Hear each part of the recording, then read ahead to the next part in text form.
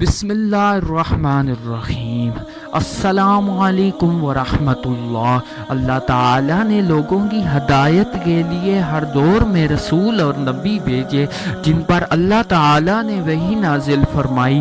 انہی رسولوں میں سے ایک حضرت نوح علیہ السلام بھی ہیں جو اللہ تعالیٰ کے پہلے رسول ہیں۔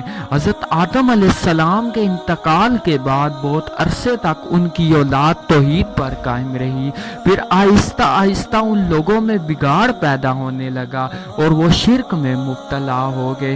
چنانچہ جب زمین پر بت پرستی عام ہو گئی تو اللہ تعالیٰ نے اپنے بندے اور اپنے رسول حضرت نوح علیہ السلام کو اس مشرک قوم کی طرف بھیجا۔ یہ قوم عراق کے علاقے میں آباد تھی۔ حضرت نوح علیہ السلام نے 950 سال تک اپنی قوم کو ایک اللہ کی عبادت کی دعوت دی۔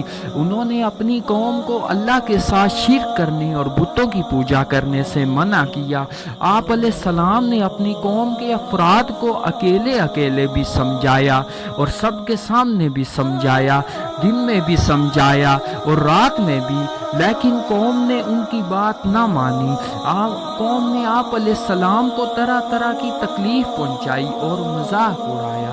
قوم کے چند غریب لوگوں کے علاوہ حضرت نوح علیہ السلام پر کوئی بھی ایمان نہ لایا۔ قوم کے سرداروں نے کہا کہ اے نوح، تمہیں ماننے والے تو ہم میں سے غریب لوگ ہیں، تم ان کو اپنے پاس سے دور کر دو۔ حضرت نوح علیہ السلام نے ان ایمان والوں کو دور کرنے سے انکار کر دیا۔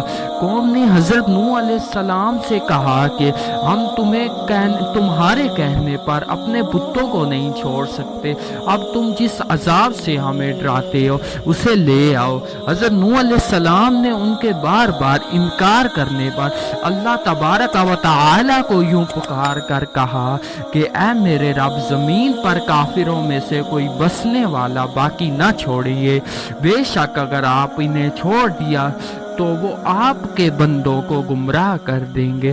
جب قوم کی مسلسل نافرمانی اور ان کے عذاب طلب کرنے پر اللہ تعالیٰ نے اس کافر قوم کو انجام تک پہنچانے کا ارادہ فرما لیا تو حضرت نوح علیہ السلام کی طرف وحی فرمائی گئی کہ آپ علیہ السلام کی قوم میں سے مزید لوگ ایمان نہیں لائیں گے۔ پھر آپ علیہ السلام کو ایک کشتی بنانے کا حکم دیا۔ چنانچہ حضرت نوح علیہ السلام نے یہ کشتی اللہ تبارک و تعالی کے حکم اور ہدایت کے مطابق لکڑی کے تختوں اور کیلوں سے بنانا شروع کر دی۔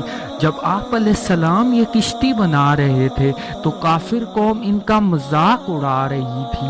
ان کا خیال تھا کہ ہر طرف خشکی ہی خشکی ہے، یہ کشتی کہاں چلے گی، لیکن حضرت نوح علیہ السلام نے ان کی باتوں کی پرواہ کیے بغیر اللہ تبارک و تعالی کے حکم پر عمل جاری رکھتے ہوئے کشتی بنا لی۔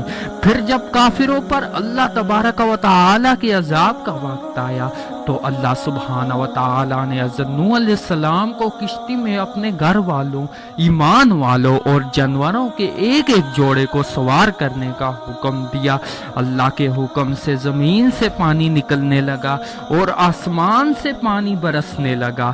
دیکھتے ہی دیکھتے پانی طوفان بن گیا، پہاڑ جیسی اونچی موجیں اٹھنے لگی۔ حضرت نوح علیہ السلام کے 3 بیٹے تھے، حضرت حام، حضرت سام اور حضرت یافس، ان کے ساتھ کشتی میں سوار تھے، جبکہ ایک بیٹا یام کشتی سے باہر تھا۔ حضرت نوح علیہ السلام نے یام کو آواز دی کہ اے میرے بیٹے، کشتی میں سوار ہو جا۔ اس نے کہا کہ پہاڑ پر چڑھ جاؤں گا، وہ مجھے بچا لے گا۔ حضرت نوح علیہ السلام نے فرمایا کہ آج اللہ سبحانہ و تعالی کے سوا کوئی بچانے والا نہیں۔ اچانک ایک موج آئی اور ان کا بیٹا بھی دیگر کافروں کی طرح غرق ہو گیا۔ اللہ نے حضرت نوح علیہ السلام کے ساتھ کشتی میں سوار سب ایمان والوں کو محفوظ رکھا۔ اللہ نے زمین کو اپنا پانی نگلنے کا حکم دیا اور آسمان کو پانی برسانے سے روکا۔ چنانچہ اللہ کے حکم سے طوفان تھم گیا اور طوفان کا پانی خشک ہو گیا۔